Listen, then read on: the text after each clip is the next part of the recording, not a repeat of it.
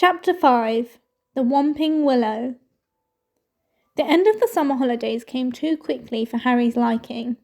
He was looking forward to getting back to Hogwarts, but his month at the Burrow had been the happiest of his life. It was difficult not to feel jealous of Ron when he thought of the Dursleys and the sort of welcome he could expect the next time he turned up in Privet Drive. On their last evening, Mrs. Weasley conjured up a sumptuous dinner which included all of Harry's favourite things, ending with a mouth-watering treacle pudding.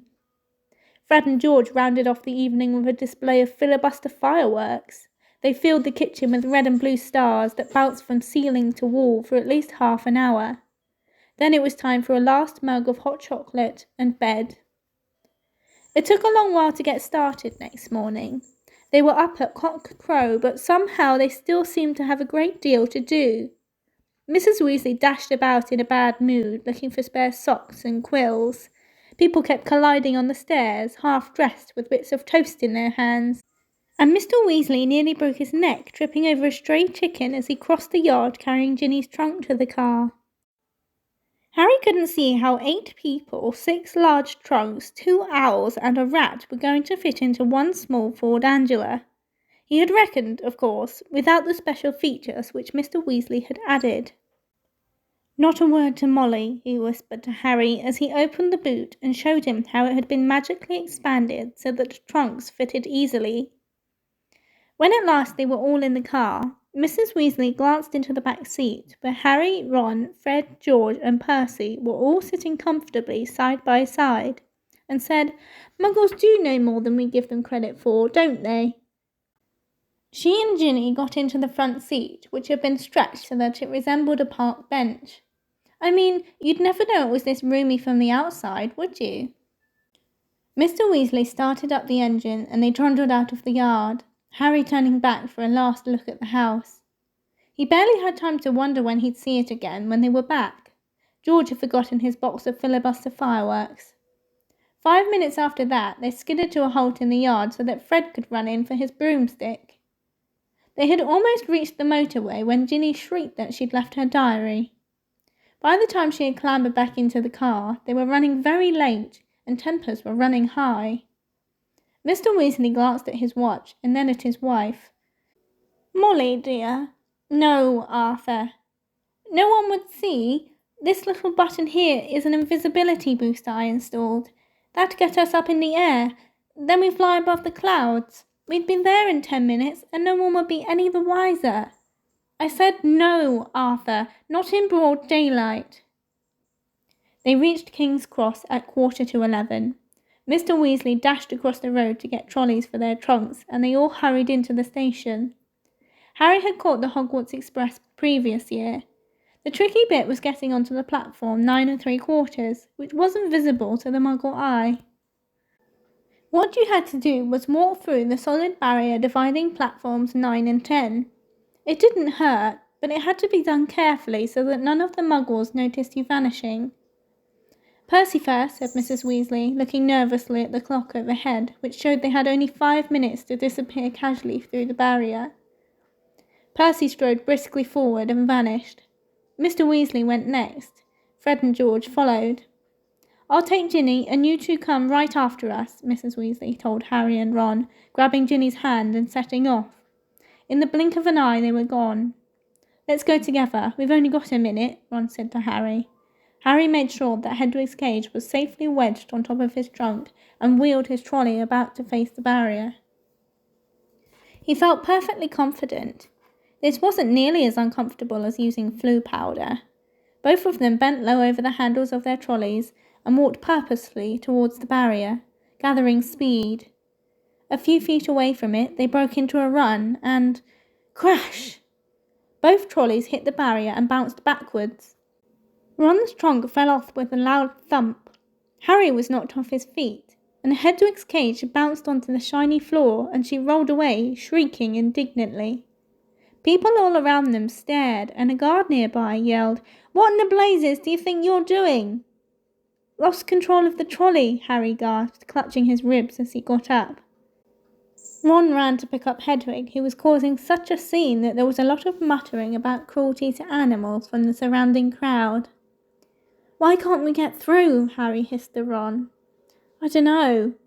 Ron looked wildly around. A dozen curious people were still watching them.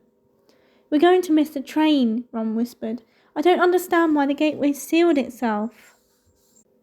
Harry looked up at the giant clock with a sickening feeling in the pit of his stomach. 10 seconds. 9 seconds. He wheeled his trolley forward cautiously until it was right against the barrier and pushed with all his might. The metal remained solid. 3 seconds. 2 seconds. 1 second. It's gone, said Ron, sounding stunned. The train's left. What if Mum and Dad can't get back through to us? Have you got any Muggle money?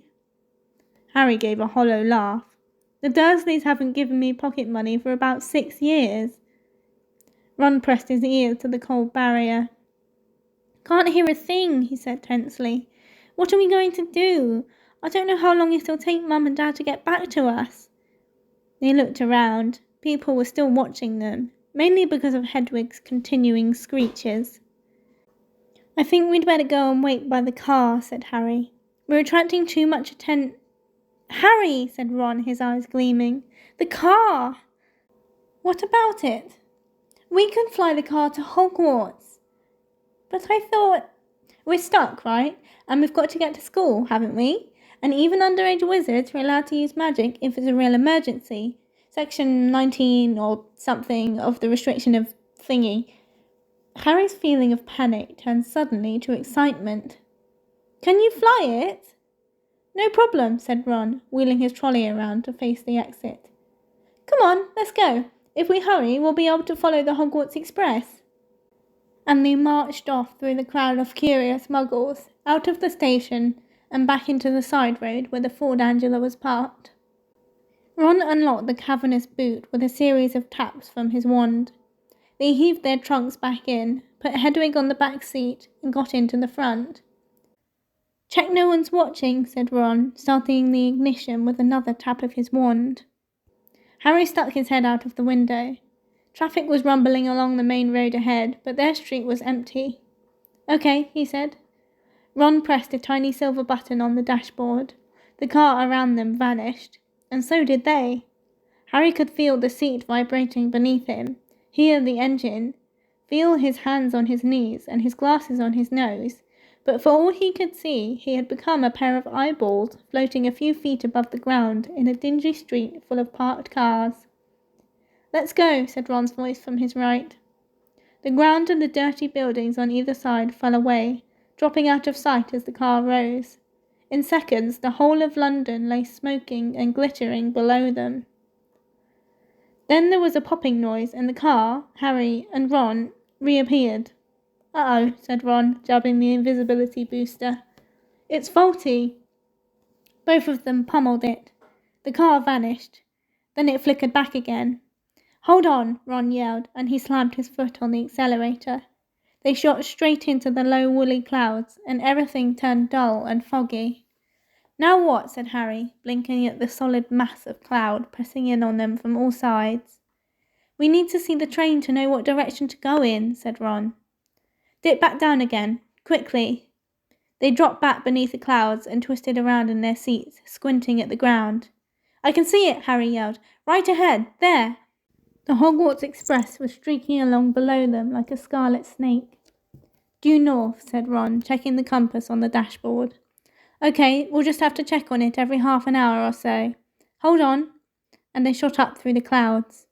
A minute later, they burst out into a blaze of sunlight. It was a different world.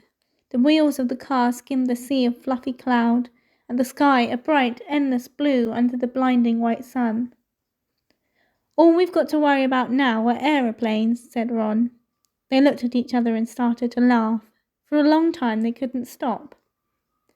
It was as though they had been plunged into a fabulous dream. This, thought Harry, was surely the only way to travel, past swirls and turrets of snowy cloud, in a car full of hot, bright sunlight, with a fat pack of toffees in the glove compartment, and the prospect of seeing Fred and George's jealous faces when they landed smoothly and spectacularly on the sweeping lawn in front of Hogwarts Castle. They made regular checks on the train as they flew further and further north, each dip beneath the clouds showing them a different view. London was soon far behind them, replaced by neat green fields which gave way in turn to wide purplish moors, villages with tiny toy churches, and a great city alive with cars like multicoloured ants. Several uneventful hours later, however, Harry had to admit that some of the fun was wearing off. The toffees had made them extremely thirsty, and they had nothing to drink. He and Ron had pulled off their jumpers, but Harry's t-shirt was sticking to the back of his seat, and his glasses kept sliding down to the end of his sweaty nose. He had stopped noticing the fantastic cloud shapes now, and was thinking longingly of the train miles below, where you could buy ice-cold pumpkin juice from a trolley pushed by a plump witch. Why hadn't they been able to get onto platform 9 3/4? "Can't be much further, can it?" croaked Ron, hours later still, as the sun started to sink into their floor of cloud, staining it a deep pink. "Ready for another check on the train?" It was still right below them, winding its way past a snow-capped mountain. It was much darker beneath the canopy of clouds. Ron put his foot on the accelerator and drove them upwards again, but as he did so, the engine began to whine. Harry and Ron exchanged nervous glances. "It's probably just tired," said Ron. "It's never been this far before." And they both pretended not to notice the whining growing louder and louder as the sky became steadily darker. Stars were blossoming in the blackness. Harry pulled his jumper back on, trying to ignore the way the windscreen wipers were now waving feebly, as though in protest. "Not far," said Ron, more to the car than to Harry. "Not far now," and he patted the dashboard nervously. When they flew back beneath the clouds a little while later, they had to squint through the darkness for a landmark they knew. "There!" Harry shouted, making Ron and Hedwig jump. "Straight ahead!" Silhouetted on the dark horizon, high on a cliff over the lake, stood the many turrets and towers of Hogwarts Castle. But the car had begun to shudder and was losing speed. "Come on," Ron said cajolingly, giving the steering wheel a little shake. "Nearly there, come on." The engine groaned. Narrow jets of steam were issuing from under the bonnet. Harry found himself gripping the edges of his seat very hard as they flew towards the lake. The car gave a nasty wobble. Glancing out of his window, Harry saw the smooth, black, glassy surface of the water a mile below. Ron's knuckles were white on the steering wheel. The car wobbled again. "Come on," Ron muttered. They were over the lake. The castle was right ahead. Ron put his foot down. There was a loud clunk, a splutter, and the engine died completely. "Uh-oh," said Ron into the silence. The nose of the car dropped. They were falling, gathering speed, heading straight for the solid castle wall. "No!" Ron yelled, swinging the steering wheel around. They missed the dark stone wall by inches as the car turned in a great arc, soaring over the dark greenhouses, then the vegetable patch, and then out over the black lawns, losing height all the time. Ron let go of the steering wheel completely and pulled his wand out of his back pocket. "Stop! Stop!" he yelled, whacking the dashboard and the windscreen, but they were still plummeting, the ground flying up towards them. "Mind that tree!" Harry bellowed, lunging for the steering wheel, but too late. Crunch! With an ear-splitting bang of metal on wood, they hit the thick tree trunk and dropped to the ground with a heavy jolt. Steam was billowing from under the crumpled bonnet. Hedwig was shrieking in terror. A golf ball-sized lump was throbbing on Harry's head where he had hit the windscreen, and to his right, Ron let out a low, despairing groan. "Are you okay?" Harry said urgently. "My wand," said Ron in a shaky voice. "Look at my wand." It had snapped, almost in two. The tip was dangling limply, held on by a few splinters. Harry opened his mouth to say he was sure they'd be able to mend it up at the school, but he never even got started. At that very moment, something hit his side of the car with the force of a charging bull, sending him lurching sideways into Ron, just as an equally heavy blow hit the roof. "What's happening?" Ron gasped, staring through the windscreen, and Harry looked around just in time to see a branch as thick as a python smash into it. The tree they had hit was attacking them. Its trunk was bent almost double, and its gnarled boughs were pummeling every inch of the car it could reach. "Ah!" said Ron, as another twisted limb punched a large dent into his door. The windscreen was now trembling under a hail of blows from knuckle-like twigs, and a branch as thick as a battering ram was pounding furiously on the roof, which seemed to be caving in. "Run for it!" Ron shouted, throwing his full weight against the door. But the next second he had been knocked backwards into Harry's lap by a vicious uppercut from another branch. "We're done for," he moaned as the ceiling sagged. But suddenly the floor of the car was vibrating. The engine had restarted. "Reverse!" Harry yelled, and the car shot backwards. The tree was still trying to hit them. They could hear its roots creaking as it almost ripped itself up, lashing out at them as they sped out of reach. "That," panted Ron, "was close. Well done, car." The car, however, had reached the end of its tether. With two smart clonks, the doors flew open and Harry felt his seat tip sideways. Next thing he knew, he was sprawled on the damp ground. Loud thuds told him that the car was ejecting their luggage from the boot. Hedwig's cage flew through the air and burst open. She rose out of it with a loud, angry screech and sped off towards the castle without a backwards look. Then, dented, scratched, and steaming, the car rumbled off into the darkness, its rear lights blazing angrily. "Come back!" Ron yelled after it, brandishing his broken wand. "Dad'll kill me!" But the car disappeared from view with one last snort from its exhaust. "Can you believe our luck?" said Ron miserably, bending down to pick up Scabbers the rat. "Of all the trees we could have hit, we had to get one that hits back." He glanced over his shoulder at the ancient tree, which was still flailing its branches threateningly. "Come on," said Harry wearily. "We'd better get up to the school." It wasn't at all the triumphant arrival they had pictured. Stiff, cold, and bruised, they seized the ends of their trunks and began dragging them up the grassy slope towards the great oak front doors. "I think the feast's already started," said Ron, dropping his trunk at the foot of the front steps and crossing quietly to look through a brightly lit window. "Hey, Harry, come and look! It's the sorting!" Harry hurried over, and together he and Ron peered in at the great hall. Innumerable candles were hovering in mid-air over 4 long, crowded tables, making the golden plates and goblets sparkle. Overhead, the bewitched ceiling, which always mirrored the sky outside, sparkled with stars. Through the forest of pointed black Hogwarts hats, Harry saw a long line of scared-looking first-years filing into the hall. Ginny was amongst them, easily visible because of her vivid Weasley hair. Meanwhile, Professor McGonagall, a bespectacled witch with her hair in a tight bun, was placing the famous Hogwarts sorting hat on a stool before the newcomers. Every year, this aged-old hat, patched, frayed, and dirty, sorted new students into the 4 Hogwarts houses: Gryffindor, Hufflepuff, Ravenclaw, and Slytherin. Harry well remembered putting it on exactly 1 year ago, and waiting, petrified, for its decision as it muttered aloud in his ear. For a few horrible seconds he had feared that the hat was going to put him in Slytherin, the house which had turned out more dark witches and wizards than any other.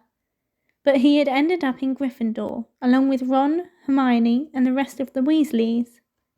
Last term, Harry and Ron had helped Gryffindor win the house championship, beating Slytherin for the first time in 7 years.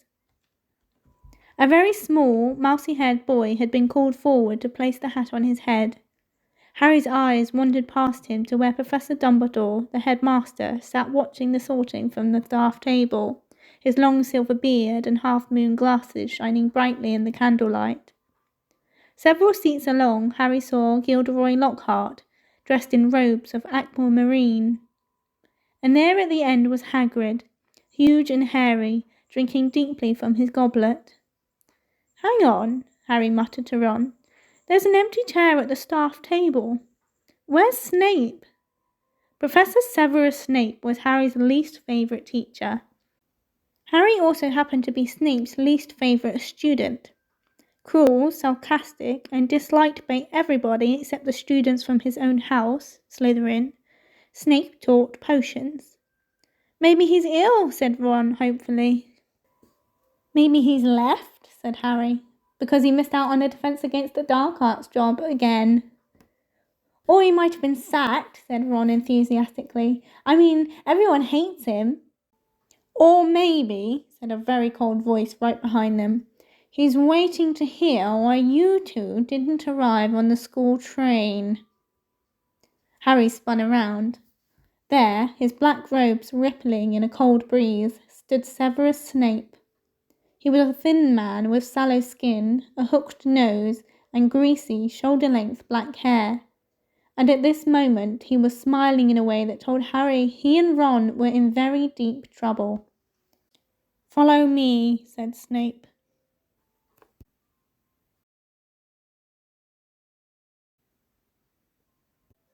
Not daring to even look at each other, Harry and Ron followed Snape up the steps into the vast, echoing entrance hall, which was lit with flaming torches.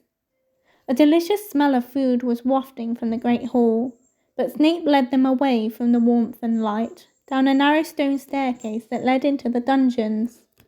"In," he said, opening a door halfway down the cold passageway and pointing. They entered Snape's office, shivering.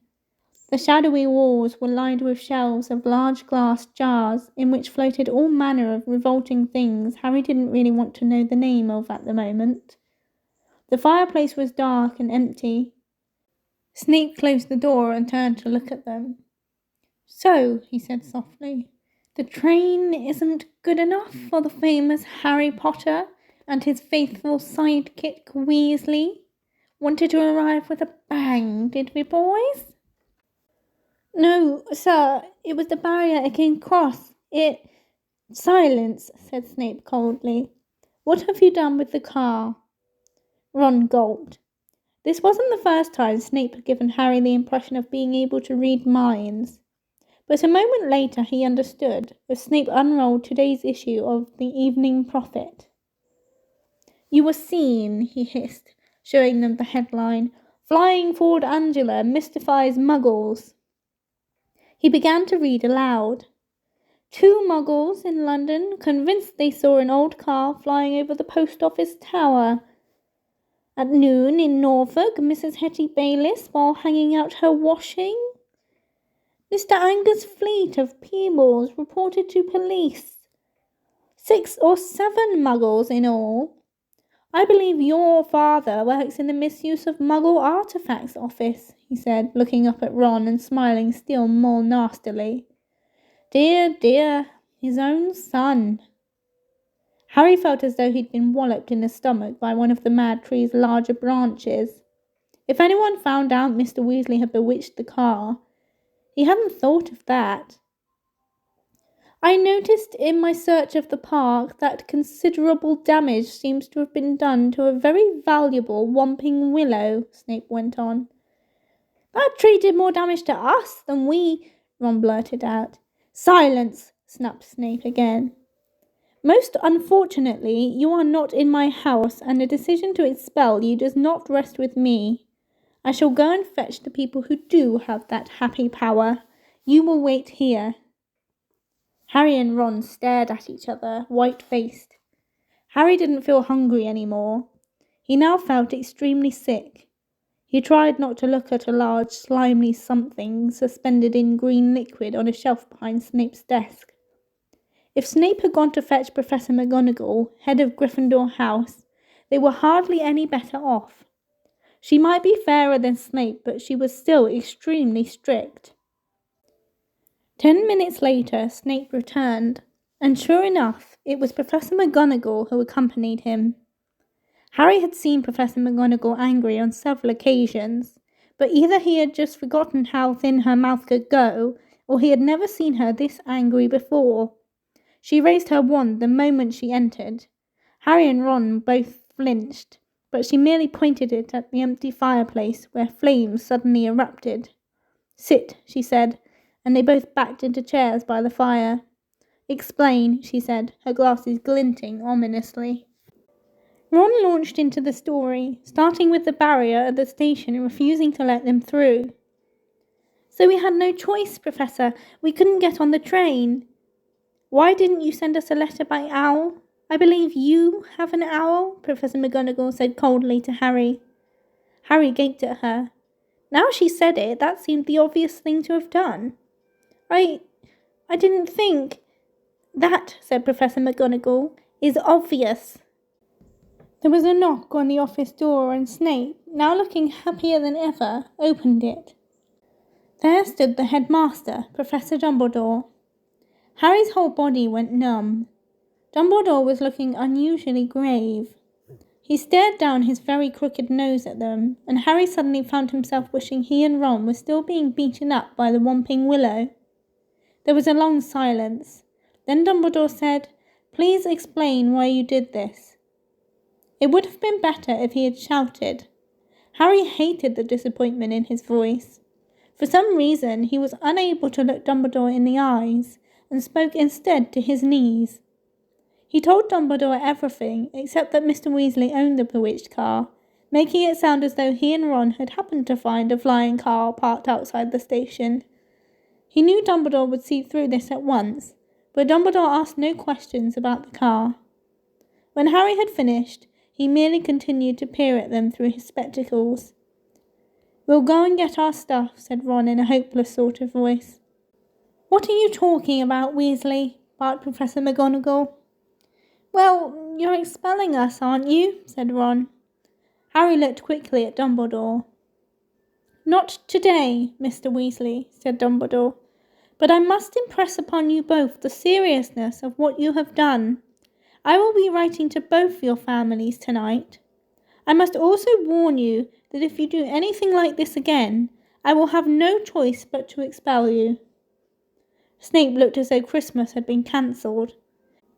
He cleared his throat and said, Professor Dumbledore, these boys have flouted the decree of the restriction of underage wizardry, caused serious damage to an old and valuable tree.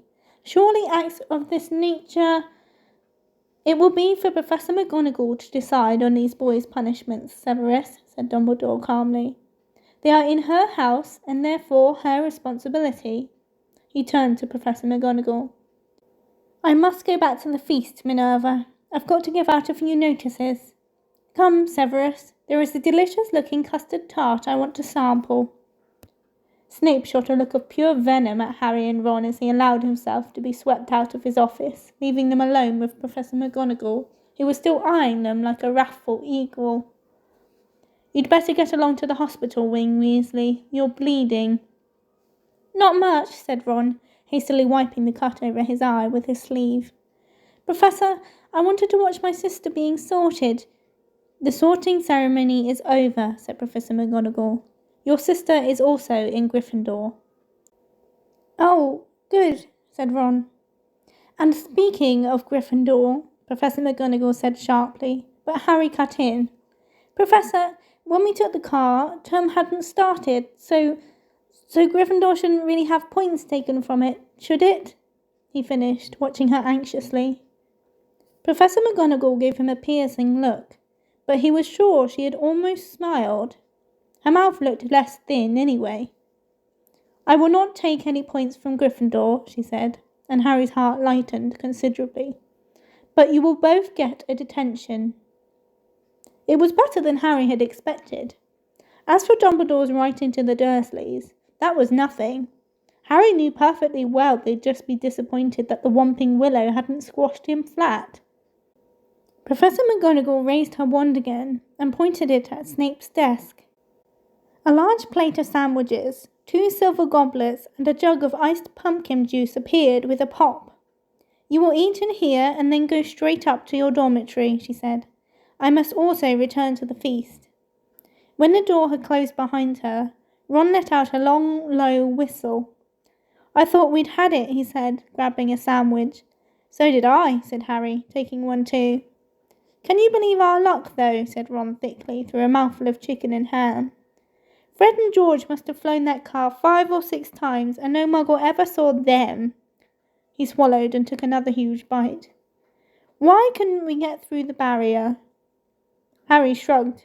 We'll have to watch our step from now on, though, he said, taking a grateful swig of pumpkin juice. Wish we could have gone up to the feast. She didn't want us showing off, said Ron sagely. Doesn't want people to think it's clever arriving by flying car. When they had eaten as many sandwiches as they could, the plate kept refilling itself. They rose and left the office, treading the familiar path to Gryffindor Tower. The castle was quiet.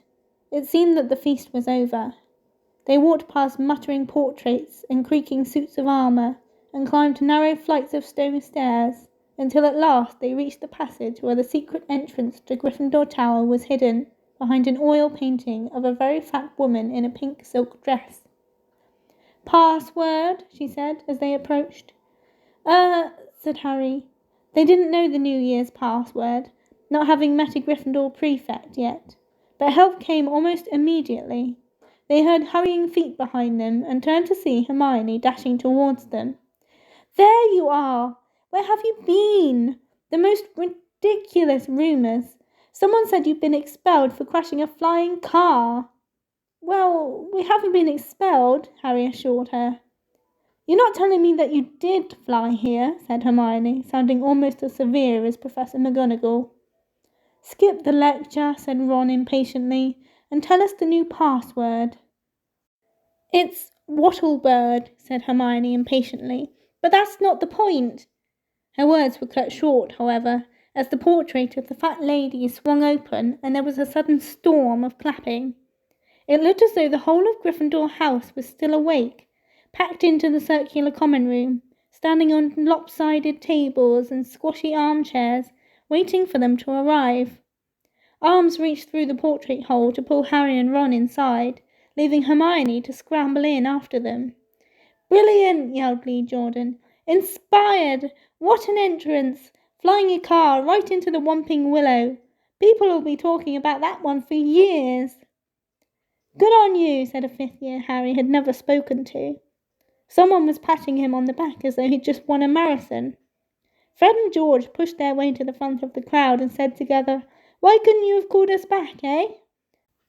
Ron was scarlet in the face, grinning embarrassedly, but Harry could see one person who didn't look happy at all.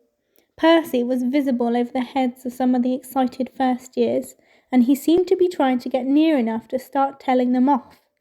Harry nudged Ron in the ribs and nodded in Percy's direction.